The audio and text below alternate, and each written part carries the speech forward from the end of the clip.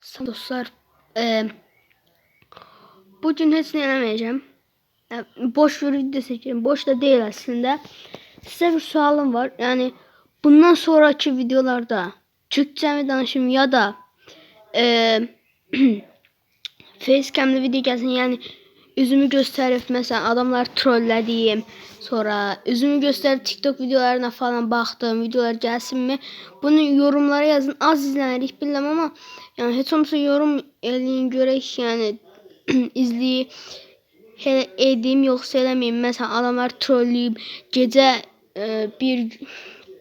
bir gün boyunca çölde kalın falan filan hele challenge'lar da gelsin mi yorumlara yazın da hamısını eleme istiyorum ama yani yorumlara yazmışsınız diyelim, yorumlara yazmışsınız.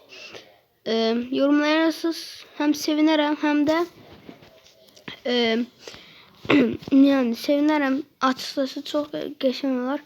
İstediğinizi yorumlara yazın, çekerim. Bu arada yani yine derim, bu arada yorumlara yazın. Ben istediğiniz ya da facecam'lı video gelsin mi yazın. Ben eləyərəm, yani rahatım.